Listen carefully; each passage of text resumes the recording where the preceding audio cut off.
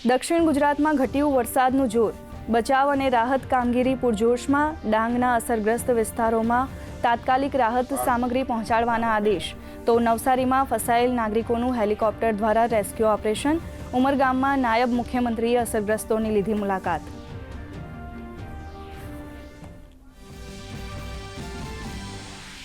અમદાવાદમાં વરસાદી પરિસ્થિતિના પગલે તંત્ર સતર્ક. ઘુમા, આંબલી સહિતના વિસ્તારોની મુખ્યમંત્રીએ લીધી મુલાકાત. આકાશી આફત વચ્ચે તંત્રની સમય સૂચકતાને કારણે 2 મહિલાઓની સફળ પ્રસૂતિ. પાણીજન્ય અને વાહકજન્ય રોગો અટકાવવા યુદ્ધના ધોરણે ચાલી રહી છે કામગીરી.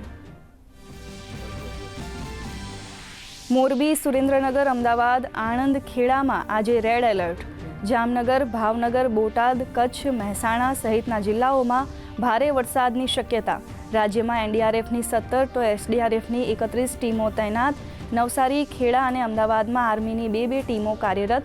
આવતીકાલે પણ મહત્તમ શાળાઓમાં રજા જાહેર. રાજ્યમાં સિઝનનો સરેરાશ 45%થી વધુ વરસાદ. પાણીની આવકને પરિણામે રાજ્યના 11 ડેમ છલોછલ. 206 જળાશયોમાં કુલ પાણીની સંગ્રહ ક્ષમતાના 43%થી વધુ સંગ્રહ.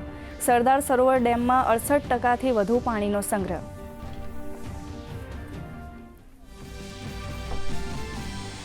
કેન્દ્રીય કેબિનેટના 4200 કરોડ રૂપિયાના 2 મોટા નિર્ણયને મંજૂરી.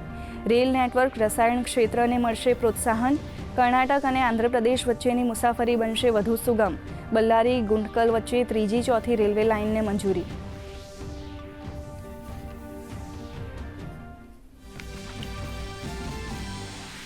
કેન્દ્રીય મંત્રી જેપી નડ્ડા, કેન્દ્રીય મંત્રી જીતેન્દ્રસિંહ અને સીજેપીના પ્રતિનિધિઓ વચ્ચે બેઠક.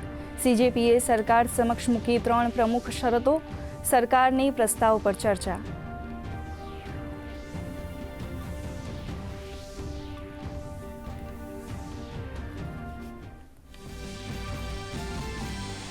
સતત 13મા દિવસે અમેરિકા દ્વારા હુમલાના વળતા પ્રહારમાં ઈરાને ખાડી દેશોમાં સાધ્યા નિશાન. રાષ્ટ્રપતિ ટ્રમ્પનું નિવેદન, કહ્યું હવે સૌથી મોટા હુમલાની તૈયારી, પરંતુ નિર્ણય હજુ બાકી.